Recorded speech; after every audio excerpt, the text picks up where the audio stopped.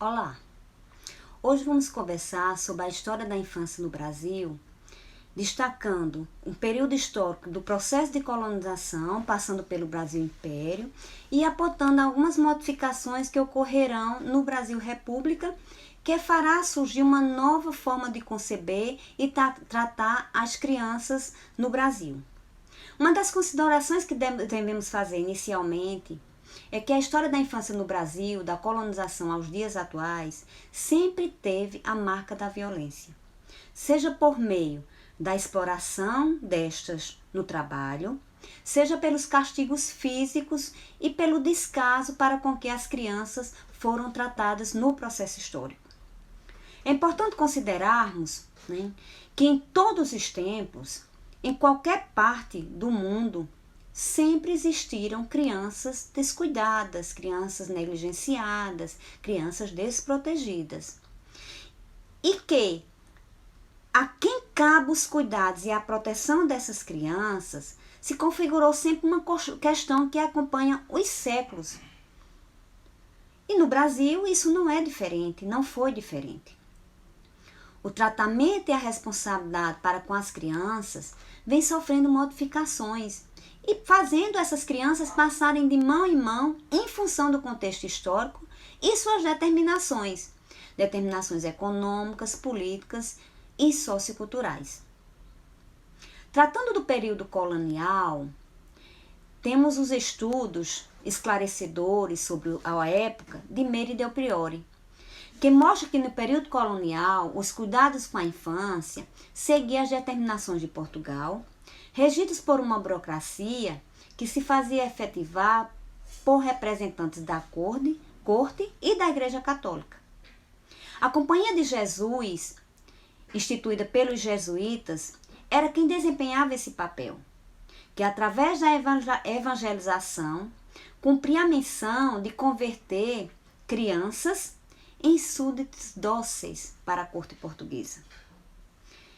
Após a perda do poder político e material da Igreja Católica nas missões indígenas, contexto que levou à expulsão dos jesuítas e à proibição da escravização de índios, realizado sobretudo pela intervenção do Marquês de Pombal, o cenário passa a ser modificado. O povoamento continuou, mas a extração da riqueza passou a ser feita com a mão de obra escrava vinda da África. As crianças negras passavam agora para as mãos dos senhores de escravos.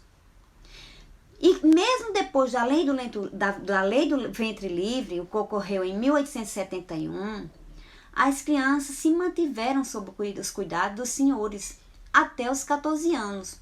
Até os 14 anos elas ficavam subordinadas às vontades e aos mandos do seu senhor.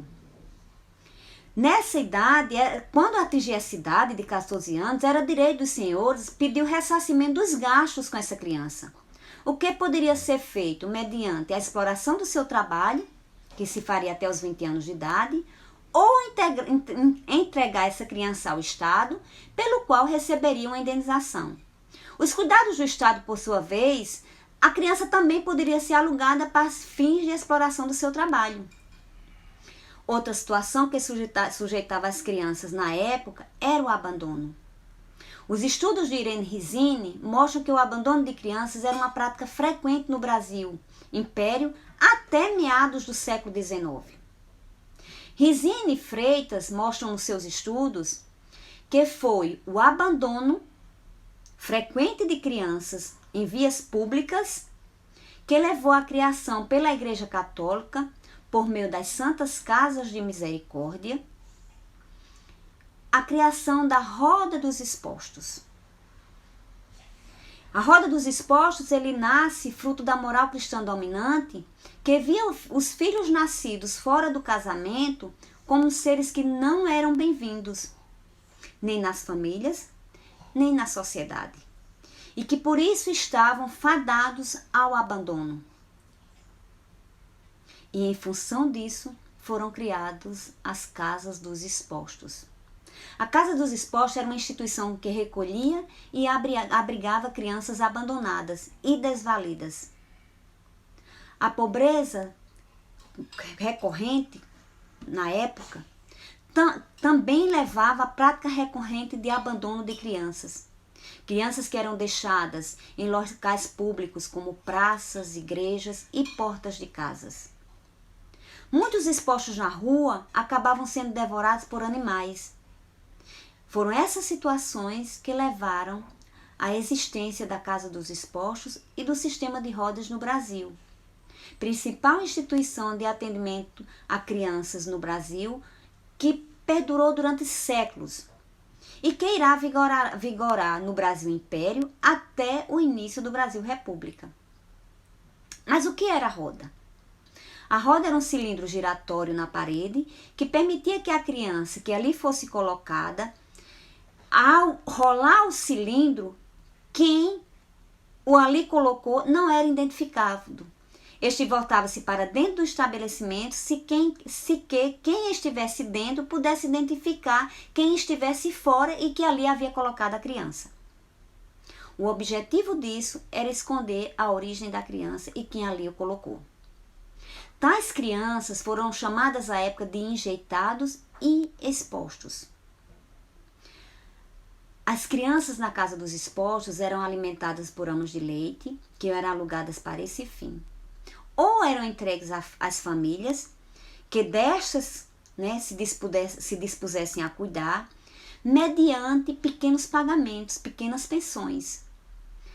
As crianças ficavam sob estes cuidados até a idade de 7 anos, quando eram entregues ao juiz, que decidia sobre o seu destino de acordo com os interesses de jogo da época e daqueles que os quisessem manter. Em geral, tais crianças eram exploradas no trabalho. Na Casa dos Expostos, a mortalidade era muito elevada, chegando a atingir a faixa de 70% do número de crianças abrigadas. A falta de higiene, o descaso e o baixo número de pessoas para realizar os cuidados com essas crianças eram os principais fatores que contribuíam para a desnutrição, para doenças e para o alto índice de mortalidade infantil existente nas Santas Casas de Misericórdia e na Casa dos Expostos. Na passagem do século XIX ao XX, influenciados por higienistas que denunciavam as péssimas condições de vida das crianças e o alto índice de mortalidade infantil na Casa dos Expostos, e também por juristas que defendiam um novo tratamento a ser dado à infância no Brasil, desse cenário surgiram novos caminhos para a assistência às crianças, cujo processo irá se consolidar na década de 1920 com a criação de uma legislação específica voltada exclusivamente para as crianças, pelo qual se fará determinar políticas públicas de atendimento à infância no país. Tais políticas, entretanto, não romperão com a cultura institucionalizada, impregnada nas entranhas da sociedade brasileira, de exploração, discriminação, abusos e negligência cometidas contra as nossas crianças. E são esses fatores que irão marcar e demarcar a história da infância no país, da colonização aos tempos atuais, à contemporaneidade.